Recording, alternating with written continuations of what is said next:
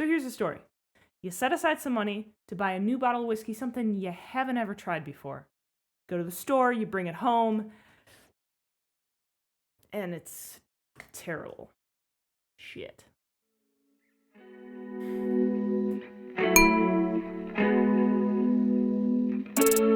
My goal for you is that you never have to worry about wasting another dollar on a crappy bottle of whiskey.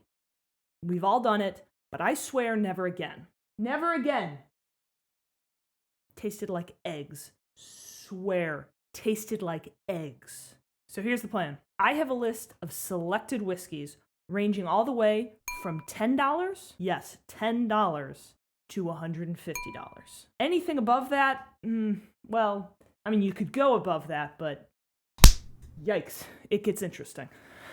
Okay, to be fair, that was not MSRP price. Don't worry. That was on the secondary market, and that's a longer story.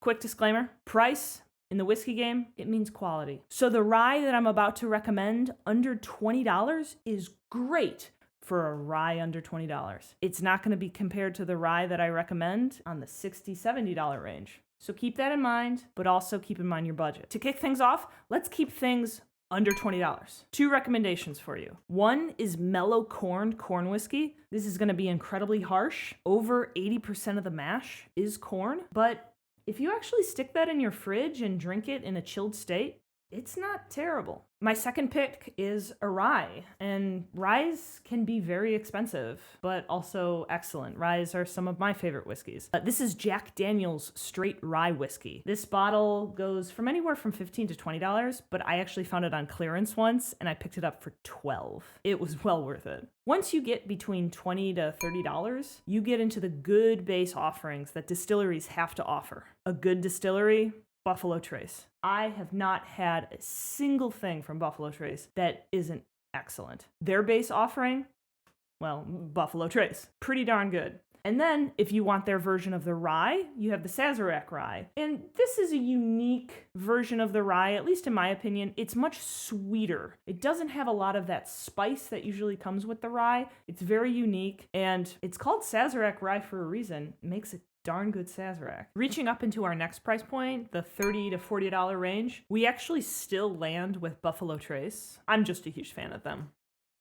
It is what it is. Buffalo Trace's whiskey within the $30 to $40 price range is Eagle Rare. Now, this one, hence the bottle name, is a bit rare, kind of hard to find, but this is one that if you search for, you absolutely can find it, especially in Kentucky, I hear. The other bottle I'd recommend in this price range is a single malt from Scotland, Glenmorangie 10.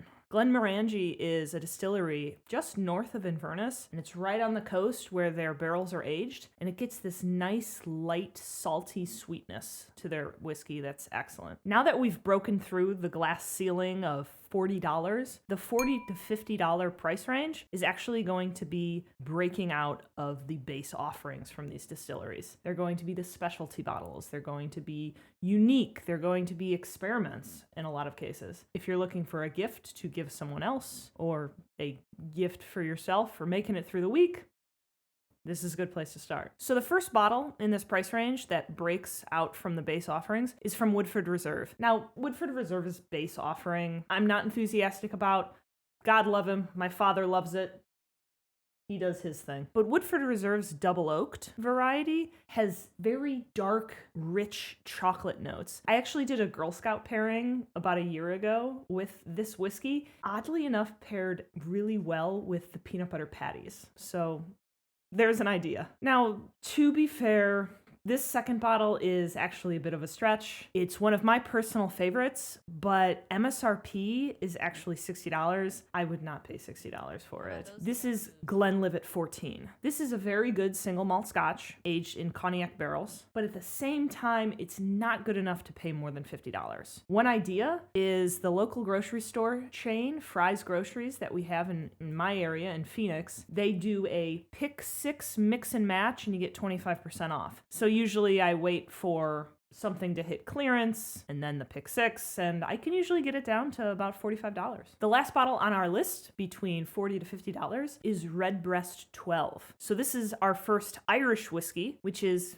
yeah, the taste profile is pretty similar to a Scotch, but it's actually made in a single pot still. It's definitely worth checking out. All right, so now it gets interesting. These are the bottles that I crave. These are the bottles that I have sitting in my cabinet, but I don't want to drink them because I want to save them. They're delicious. They're some of my favorites. And the bottles on these lists are ones that don't make it up there lightly. Trust me, there are a lot of terrible bottles of whiskey that you can buy between $50 to $60. The first bottle I have to recommend is Stagg Jr. Stagg is something that's extremely well known within the whiskey community, and this is actually the little brother of George T. Stagg, which is a highly sought after, highly allocated, and pricey bottle of whiskey, especially on secondary. We're talking $600.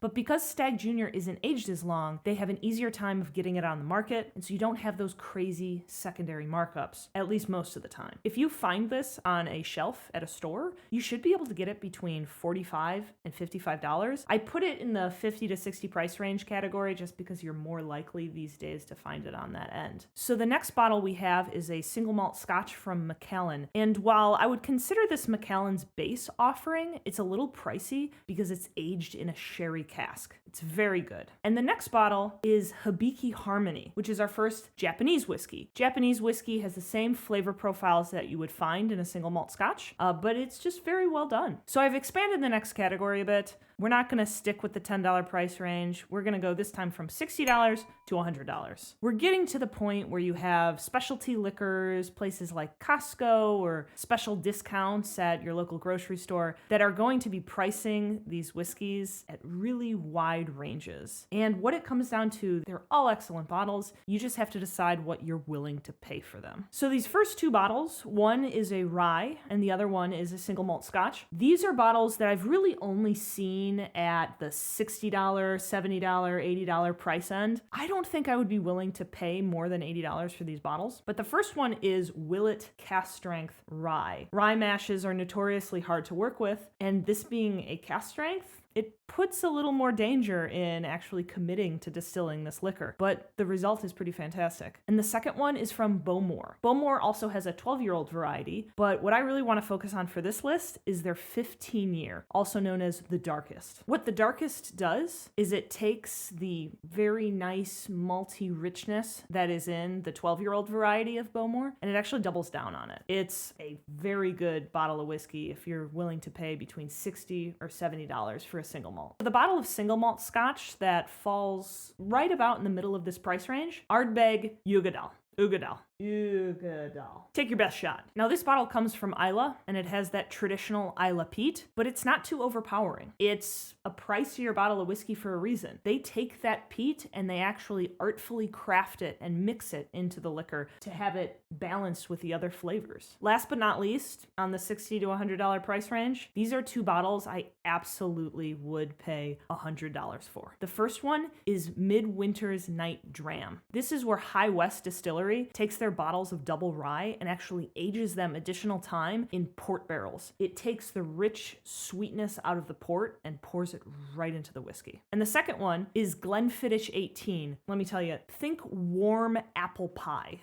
Sound good? And finally, our last category, $100 to $150. Now, there was a time in my life where I would say I was never going to pay more than $100 for a bottle of whiskey. The flavor isn't good enough. It's that diminishing returns on how much you're spending money. And to be fair, for a lot of people, they might feel that way. But then I discovered these select few of bottles that I'd actually be willing to pay more than $100, $150. Granted, I keep them in a special cabinet and don't tell anybody about them. Shh. So the first series of bottles that I would put in this category, and yes, I mean series, from the Dalmore. Two bottles that I'd put in this price category from the Dalmore is the Dalmore 15, as well as their Cigar Malt. The Cigar Malt is actually very interesting because it was specially blended to be paired with a cigar. So if you have a cigar lover in your life, that's a good one to pick up. And our last whiskey for the evening, it's the best for last. Springbank, the bottles that I've had from them, they specialize in peat and sherry. A nice peated sherry that's excellently well done is worth more than $100 any day of the week. Now there's your list. So what you need to do now is Count the cash in your wallet and see what price range you fall into. See what you're willing to pay for your next shot in the dark bottle of whiskey. And if you try one of these recommendations or want to add a recommendation of your own, go into the comments below and let me know. I love hearing about new recommendations from whiskey lovers. Now, if you like what you saw here, please like and subscribe. Really helps out the channel. I appreciate it. And if you ever find yourself wanting a drink but don't want to drink alone, come follow me on Twitch. I stream over on Twitch every Tuesday, Thursday, and Sunday nights. I'll see y'all later.